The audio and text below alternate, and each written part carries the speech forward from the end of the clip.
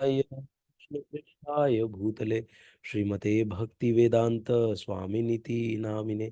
नमस्ते सरस्वती देवे गौरवाणी प्रचारिणे निर्विशेष शून्यवादी पाश्चात्य देश तारिणे।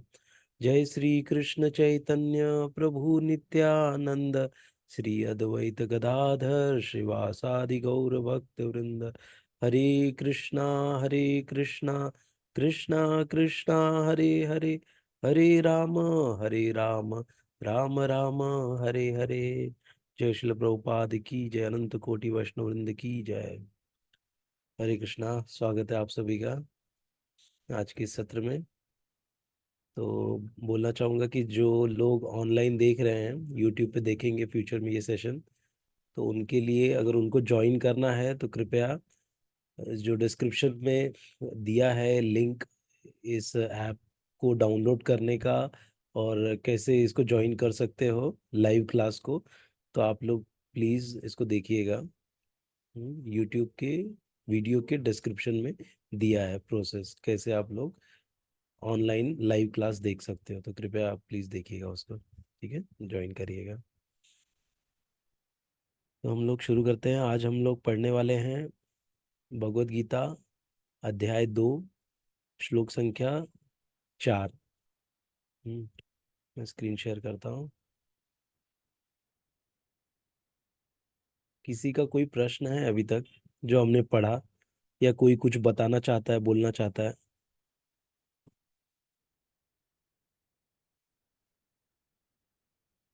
ठीक है, तो हम लोग शुरू करते हैं। चौथा श्लोक है।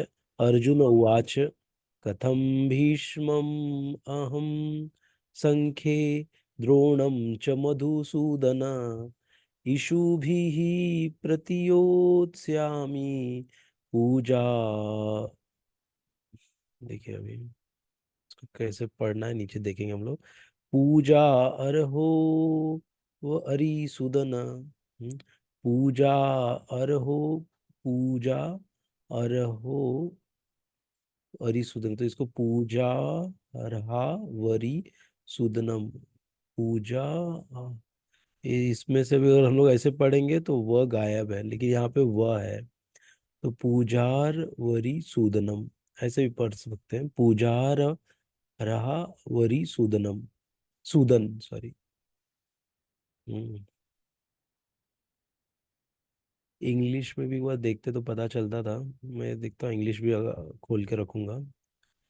तो कथम भीष्मम अहम संख्ये द्रोणम च मधुसूदन ईशुभिः प्रतियोत्स्यामि पूजा हरहावरी सूदन। अर्जुन उवाच, अर्जुन ने कहा, कथम इस प्रकार, किस प्रकार, भीष्मम भीष्म को, अहम मैं, संख्ये युद्ध में, द्रोणम द्रोण को, च भी मधुसूदन हे मधु के संहार करता, इशु भी ही तीरों से, प्रति प्रतियोत्स्यामि उलट कर प्रहार करूंगा, पूजा अर्हो पूजनीय, अरि सूदन हे शत्रुओं के संहारक। हम्म,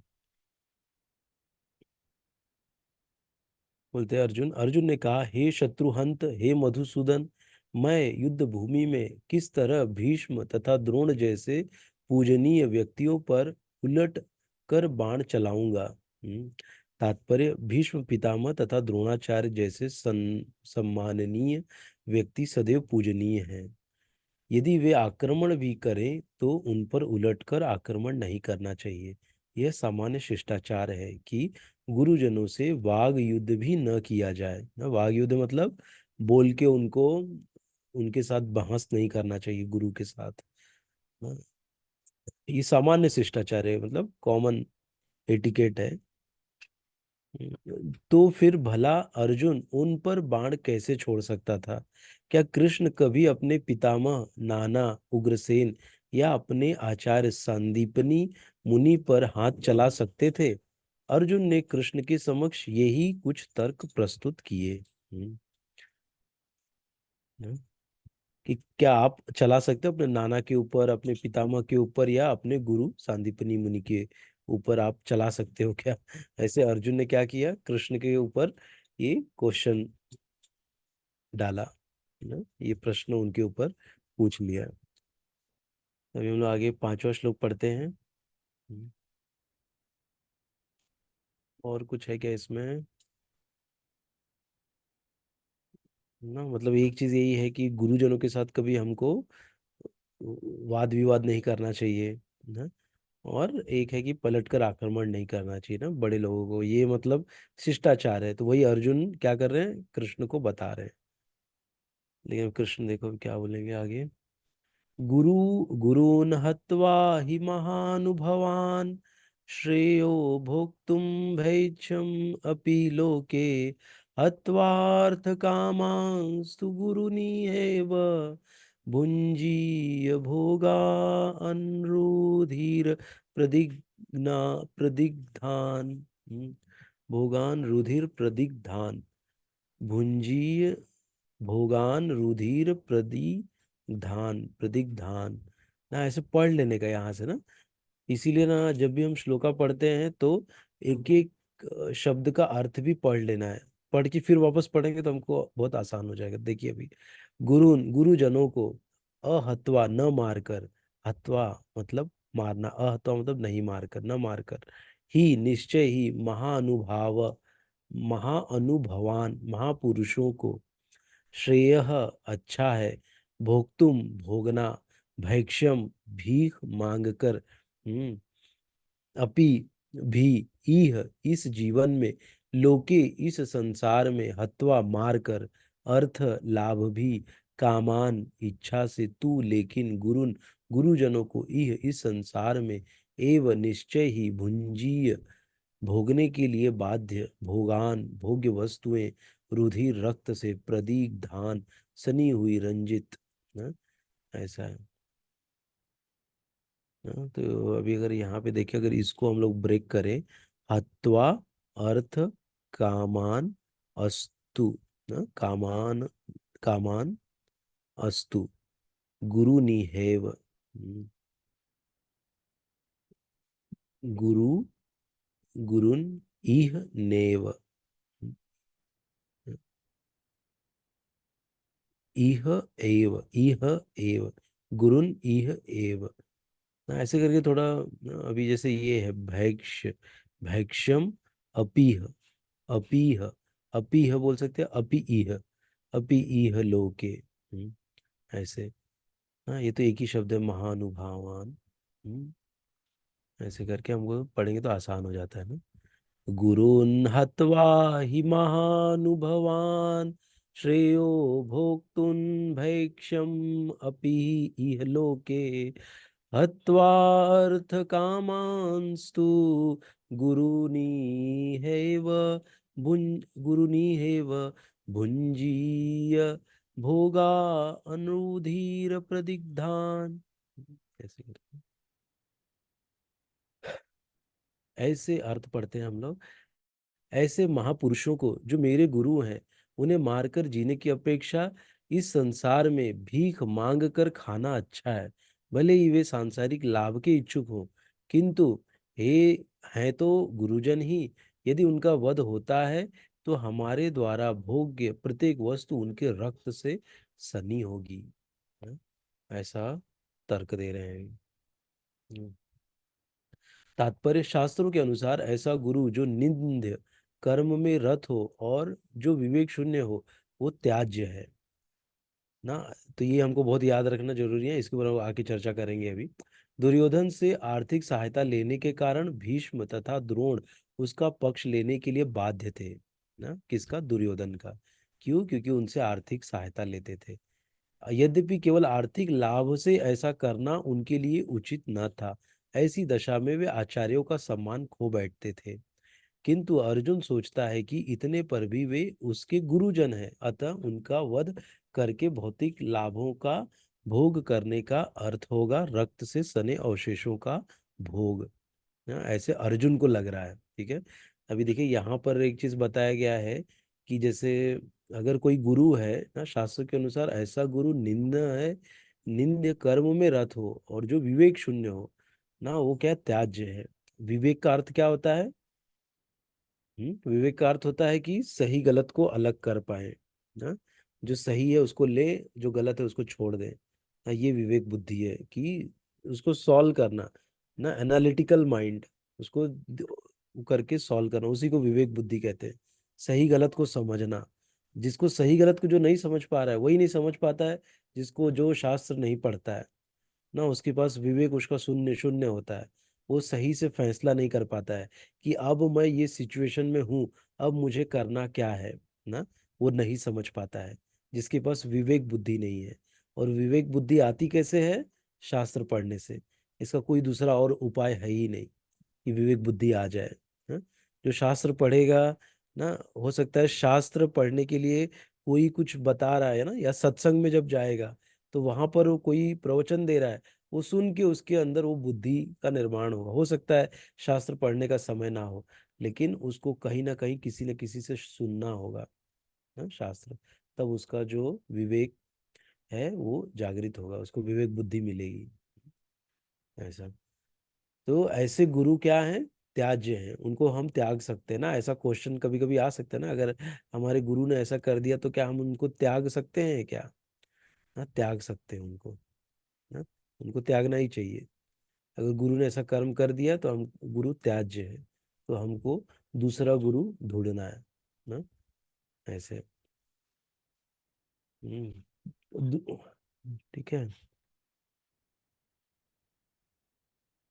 और एक चीज क्या बताया कि आर्थिक सहायता लिए थे ना, लेकिन वो पक्ष लेने के लिए बाध्य थे, यद्यपि केवल आर्थिक लाभ से ऐसा करना उनके लिए उचित न था ना। खाली आर्थिक लाभ मिल रहा है उसके लिए मैं जाके अधर्मियों के साथ जुड़ जाऊं, तो ये भी सही नहीं था। ऐसा यहाँ पे बता रहे हैं ना प्रभुपाद जी अपने तात्पर्य में दे रहे हैं कि ऐसा वे बाध्य थे उनके पक्ष में लड़ने के लिए, लेकिन केवल आर्थिक लाभ के लिए ऐसा करना उचित नहीं था। हम्म। ना अगर वो अपक्ष में खड़े हो जाते जाके, मतलब पांडवों के साथ हो जाते, तो ज्यादा से ज्यादा क्या होता, उनकी तरफ से उनको मिलता नहीं ना। क्या पांडव नहीं थे क्या उनको खिलाने पिलाने के लिए? थे ना। हाँ, लेकिन अधर्मियों के गलत के साथ खड़े हो गए, इसीलिए उनको मारना जरूरी था।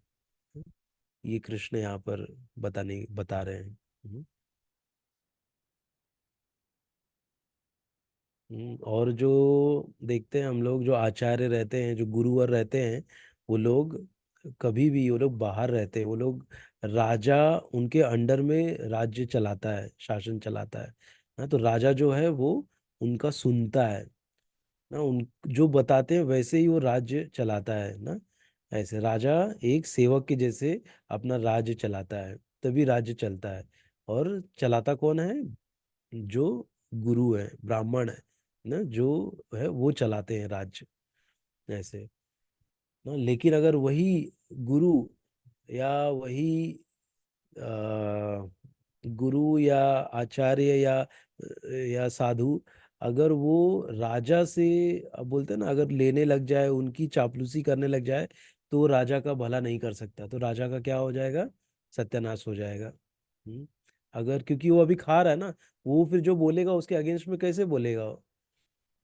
ऐसा। तो इसीलिए पहले के जो साधु थे वो अपने वन में रहते थे, अपनी व्यवस्था खुद करते थे, खुद अपना गाय रहती थी, थोड़ी जमीन मिल जाती थी ना भीख में, उस जमीन में वो उगाते थे, या जाके कहीं से भिक्षा मांग के अपना खाते थे ना। ऐसे। और वो कहीं भी एक जगह टिकते भी नहीं थे। ऐसे। तो ये सब होता था। लेकिन फिर बाद में क्या है, पुरोहित लोग आए। पुरोहित लोग क्या थे? राजा उनको अच्छा महल बना के दे देते, पुरोहित लोग वहां रहते थे, उनकी चापलूसी करते थे ना, मंत्री बन के। तो ऐसे में बहुत सारे राजाओं का बहुत नुकसान भी हो गया। हाँ, तो ये भी है।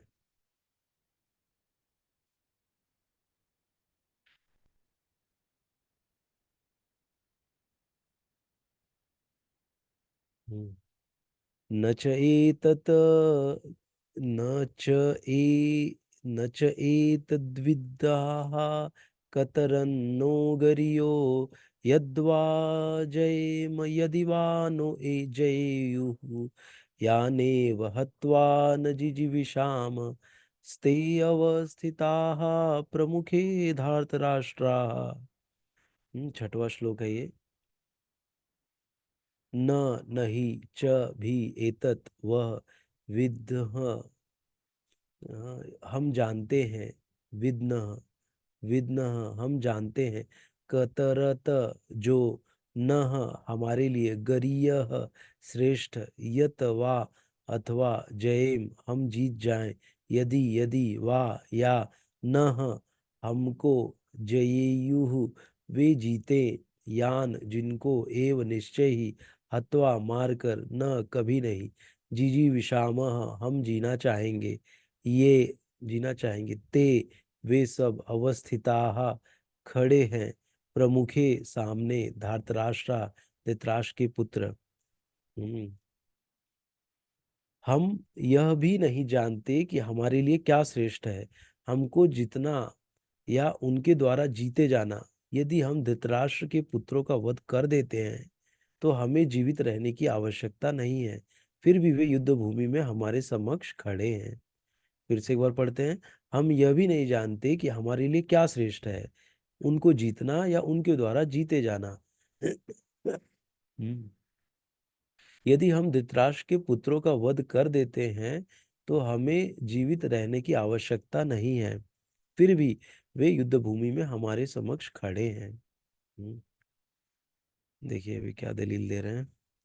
अर्जुन की समझ में यह नहीं आ रहा था कि वह क्या करे, युद्ध करे या अनावश्यक रक्तपात का कारण बने। यद्यपि क्षत्रिय होने के नाते युद्ध करना उसका धर्म है, या फिर वह युद्ध से विमुख होकर भीख मांग कर जीवन यापन करे। यदि वह शत्रु को जीतता नहीं तो जीविका का एकमात्र साधन भिक्षा ही रह जाता है। यदि उसकी विजय हो भी जाए, क्योंकि उसका पक्ष न्याय पर है, तो भी यदि धृतराष्ट्र के पुत्र मरते हैं तो उनके बिना रह पाना अत्यंत कठिन हो जाएगा। उस दशा में यह उसकी दूसरे प्रकार की हार होगी ना। तो पहले के जमाने में एक्चुअली क्या रहता था कि जो हमारे मतलब जो निकट संबंधी थे ना, बड़े क्लोज में रहते थे ना, सब एक साथ रहते थे, बड़ा परिवार रहता था, सब एक साथ में रहते थे। अगर अभी हम लोग इस चीज को सोचे तो हम लोग क्या सोचेंगे कि अरे हमारे तो जो कजिन भाई हैं बहन है वो तो सब कितने दूर दूर रहते हैं, हमारे पास में कहाँ रहते हैं, तो हमको क्या फर्क पड़ रहा है ना। लेकिन वहां पर अर्जुन को बता रहा है, अर्जुन बोल रहा है कि मुझे फर्क पड़ रहा है ना, अगर वो नहीं रहेंगे तो उनके बिना भले दुश्मन है फिर भी क्या है कि एक उनके प्रति एक सॉफ्ट कॉर्नर है ना, उन अर्जुन के अंदर उनके प्रति ना। वो लोग नहीं मान रहे, लेकिन अर्जुन जो है साधु है ना, साधु स्वभाव का है, तो उसके अंदर उनके प्रति प्रेम है ना। भले दुर्योधन और उनके भाइयों में अ, अर्जुन के प्रति प्रेम ना हो, लेकिन अर्जुन साधु है, उनके प्रति बहुत प्रेम है ना। ऐसा यहाँ पर देख रहे हैं हम लोग। इसलिए कह रहे हैं कि अर्जुन द्वारा व्यक्त इस प्रकार का विचार सिद्ध करते हैं कि वह न केवल भगवान का महान भक्त था, अपितु वह अत्यधिक प्रबुद्ध और अपने मन तथा इंद्रियों पर पूर्ण नियंत्रण रखने वाला था। राज परिवार में जन्म लेकर भी भिक्षा द्वारा जीवित रहने की इच्छा उसकी विरक्ति का दूसरा लक्षण है। कि मैं भीख मांग कर जी लूंगा लेकिन ये युद्ध नहीं करूंगा। तो ये विरक्ति है ना, मतलब जिसके अंदर विरक्ति रही वो तो पूरा सब इतना बड़ा, जिसको जीत भी सकता है, इतना बड़ा धनुर्धर है ना, जाके इंद्र से एक एक दिव्यास्त्र लेकर आया है लड़ने के लिए ना, तो उसको तो मतलब था ही, और साथ में कृष्ण खड़े हैं ना, तो पूरा उसको था ही कि हम जीत ही जाएंगे, लेकिन उस सोच रहा है आगे का कि मैं कैसे रहूंगा क्या करूंगा ना। तो ये सब क्या दलीलें दे रहा है वो अर्जुन। हम्म, ये सारे गुण तथा अपने आध्यात्मिक गुरु श्री कृष्ण के उपदेशों में उसकी श्रद्धा, ये सब मिलकर सूचित करते हैं कि वह सचमुच पुण्य आत्मा था। हम्म, इस तरह यह निष्कर्ष निकला कि अर्जुन मुक्ति के सर्वथा योग्य था। जब तक इंद्रियां संयमित न हो, ज्ञान के पद ज्ञान के पद तक उठ पाना कठिन है ना। और बिना ज्ञान तथा भक्ति की मुक्ति नहीं होती। अर्जुन अपने भौतिक गुणों के अतिरिक्त इन समस्त दैवी गुणों में भी दक्ष था ना। इसलिए थोड़ा जब तक इंद्रियां संयमित ना हो तब तक ज्ञान के पद तक उठ पाना कठिन है ना। जब ज्ञानी नहीं है तो फिर भक्ति के मुक्ति नहीं होती ना, तथा भक्त की मुक्ति नहीं होती। हाँ, तो ये है कि इंद्रियां संयमित होनी चाहिए ना, हमारी जो छह इंद्रियां हैं वो संयमित होनी चाहिए ना। उनको सबसे बेस्ट क्या है कि उनको भगवान की सेवा में ही लगे रहना चाहिए, क्योंकि इंद्रियां उनकी ही है ना।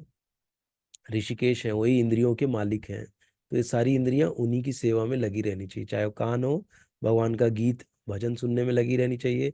आंख भगवान का विग्रह देखने के लिए लगा होना चाहिए। नाक जो कि भगवान के चरणों में जो तुलसी चढ़ी है या जो फूल चढ़े हैं उनको सूंघने के लिए। और जो हमारा त्वचा है वो भगवान के भक्तों को छूने के लिए या भगवान को छूने के लिए, भगवान के वस्त्रों को छूने के लिए ना, उनके लिए हमारा स्पर्श होना चाहिए। और मन को भगवान के चरणों में लगाने के लिए ना, छठी इंद्री कौन सी है? मन। हम्म, भगवान का चिंतन करना, मन को भगवान के चरणों में लगा के रखना। ऐसे करके हमारी जो इंद्रियां हैं वो शुद्ध हो जाएंगी और संयमित रहेंगी ना। और जीवा भी एक है ना, जीवा को हम लोग भगवान का प्रसाद देके उसको हम लोग शांत रखते हैं। ना, कृष्ण प्रसाद खा के इंद्रियां कंट्रोल में आ जाती है ना। और सबसे इम्पोर्टेंट है जीवा। जब जीवा कंट्रोल में रहेगा तो थोड़ी सब इंद्रियां थोड़ा कंट्रोल में आ जाती है ना। जीवा मतलब जो प्रसाद हम दे रहे हैं वो हम एक शुद्ध सात्विक होना चाहिए, भगवान को भोग लगा हुआ होना चाहिए।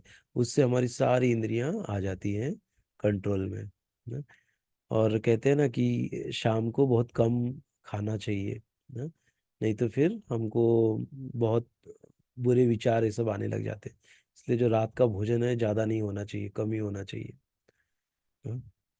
कभी एक आध बार खा लिए तो ठीक है कहीं पे कुछ न्योता मिला है वहां गए हैं ना, कहीं पे किसी भक्त ने बुलाया है तो वहां पर महीने में एक दो बार खा लिए तो ठीक है। लेकिन एकदम ये नहीं कि पूरा यहाँ तक भर के खा ले गले तक, तो ऐसा नहीं करना चाहिए। ठीक है, तो ये था। तो यहाँ पर अर्जुन का एक जो साधु गुण है वो इसमें दर्शाया है शिल प्रभुपाद जी ने, कि वो ऐसा सब सोच रहा है, ये एक साधु ही सोच सकता है ना, जिसके अंदर विरक्ति भी है, तो पूरा सब छोड़ के भिक्षा मांगने के लिए भी रेडी है। अभी ये वाला सातवां श्लोक है, हम लोग पढ़ते हैं, ये बहुत इंपॉर्टेंट श्लोक है। 2.7। कार्पण्य दोषोपहत स्वभाव पृक्षामि त्वां धर्म सम्मूढ़ चेताः यश्रेयसय्यानिश्चितं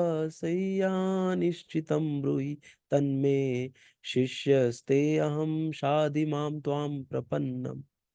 कार्पण्यदोषोपहत स्वभावः प्रेक्षामि त्वां धर्म सम्मूढ़ चेता यश्रेयः सय्यानिश्चितं ब्रूहि तन्मे शिष्यस्ते अहं शाधि मां त्वां प्रपन्नम। कार्पण्य कृपणता, दोष दुर्बलता से उपहत ग्रस्त स्वभाव, गुण विशेषताएं परीक्षा में पूछ रहा हूँ त्वाम तुमसे, सम्मूढ़ मोहग्रस्त चेता, हृदय में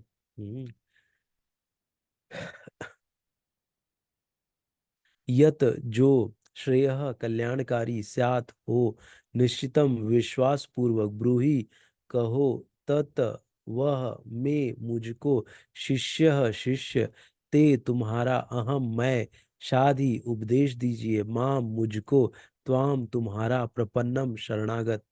हम्म, अब मैं अपनी कृपण दुर्बलता के कारण अपना कर्तव्य भूल गया हूँ और सारा धैर्य खो चुका हूँ।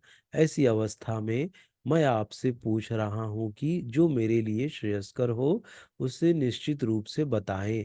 अब मैं आपका शिष्य हूँ और शरणागत हूँ, कृपया मुझे उपदेश दे ना। यहाँ पर क्या किया, अर्जुन ने भगवान की शरण ली ना, और भगवान को बोल दिया कि अब मैं कुछ समझ नहीं आ रहा है मुझे, मैं क्या करूँ ना। अभी हम थोड़ा पढ़ते हैं तात्पर्य में, अच्छे से इसमें बताए हैं। डिस्कस करेंगे आज जितना होता है उतना, फिर इसको कल भी हम लोग ये श्लोका पढ़ेंगे। तात्पर्य, यह प्राकृतिक नियम है कि भौतिक कार्यकलाप की प्रणाली ही हर एक के लिए चिंता का कारण है।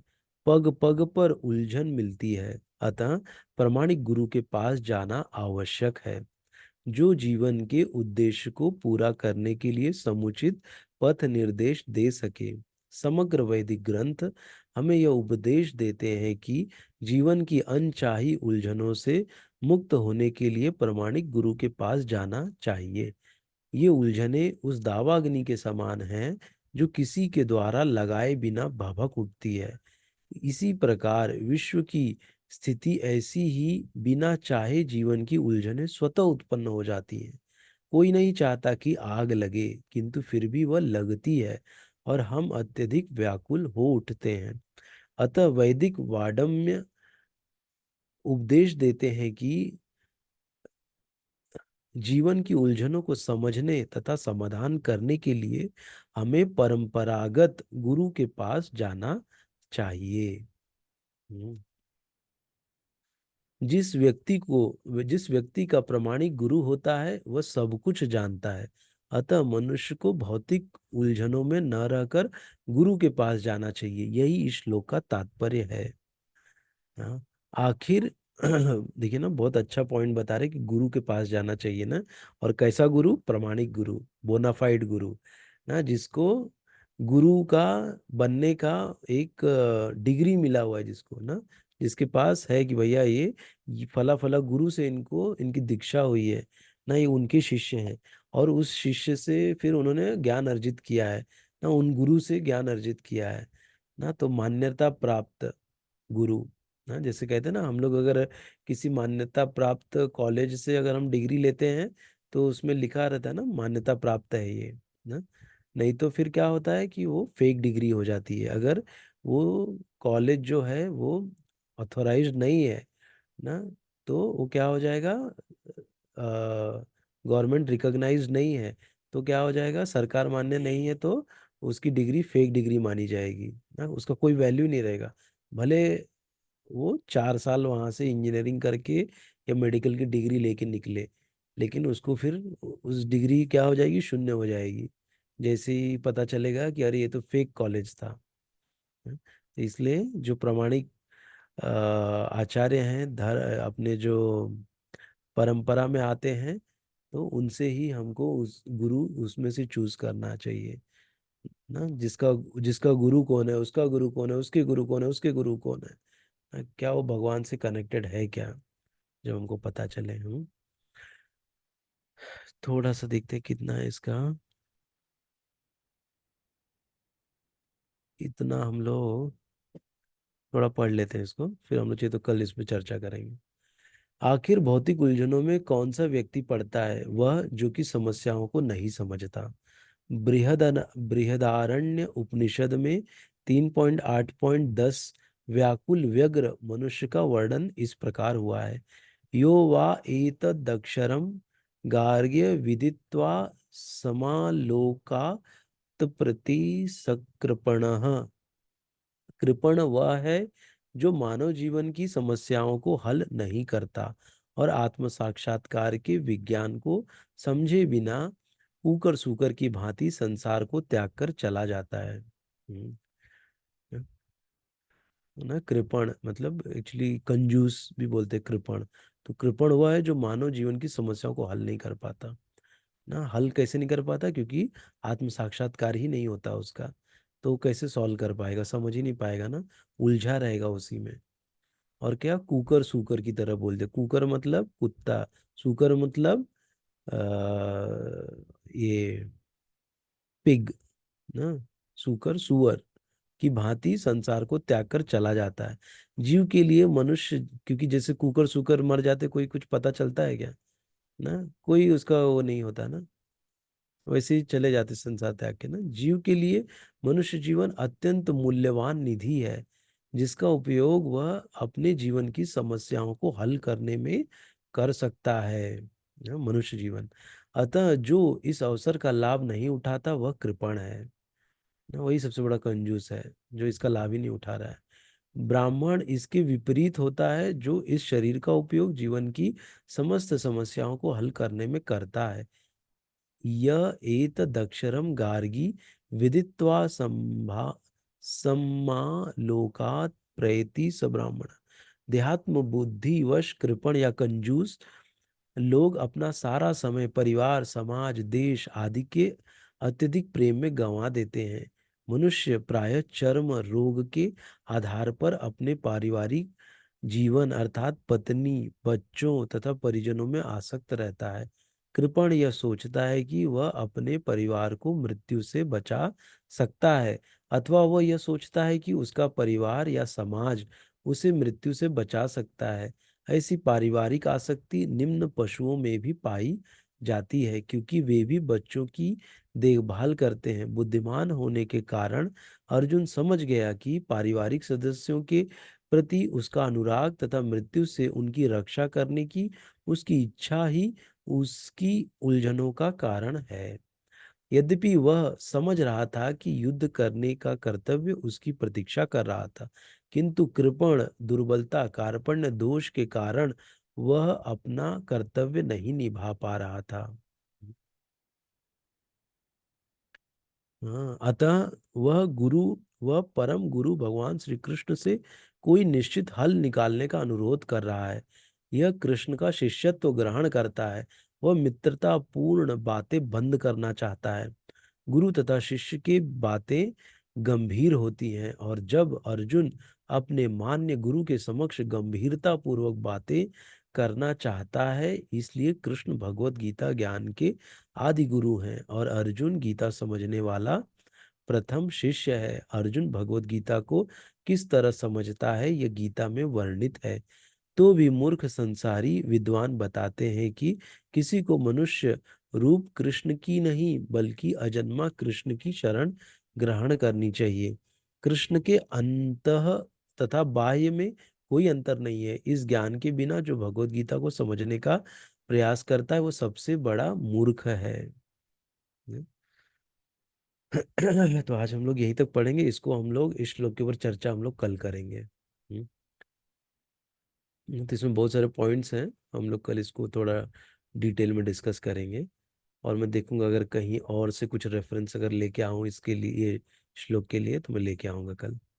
हम्म, तो बहुत बहुत धन्यवाद आप सभी का। किसी का कोई कमेंट या कोई प्रश्न है? मैं शायद सबको म्यूट करके रखा हूँ, मैं अनम्यूट करता हूँ।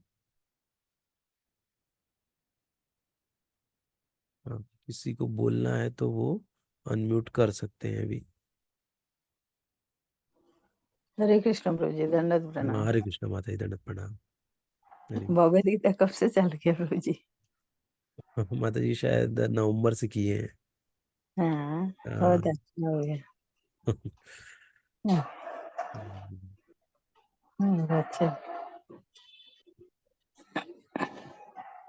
कुछ कमेंट है माता जी आपका? प्रभु जी, ये तो अध्याय इतना इम्पोर्टेंट अध्याय है कृष्ण का। हाँ, इसीलिए इसमें थोड़ा आराम से टाइम लेके हम लोग भी डिस्कस करके हाँ, धीरे धीरे चलने वाले हैं। ये चैप्टर में हाँ, थोड़ा ज़्यादा समय देंगे हम लोग, और फिर हाँ, आगे का चैप्टर थोड़ा फास्ट भगाएंगे, फिर वापस सातवां चैप्टर से थोड़ा स्लो करेंगे। ऐसे करके चलेंगे धीरे धीरे डिस्कस करके। अभी भगवद गीता का एक्चुअली बहुत इम्पोर्टेंट है, ये सब है। पहला अध्याय भी बहुत इम्पोर्टेंट। हम लोग रखते पहला अध्याय कुछ भी नहीं है, टाइम भी हो रहा है। कल हम लोग चलते हैं। दंडवत प्रणाम प्रभु जी। हरे कृष्ण भाई, दंडवत प्रणाम। हाँ। है हाँ। ठीक है, तो हाँ प्रभु जी, कुछ बोलना चाह रहे हैं आप? आपसे कुछ बोलना चाहता था, लेकिन जॉब कर रहे बोल के कुछ बोल नहीं रहा हूँ। अच्छा अच्छा। ठीक है ठीक है।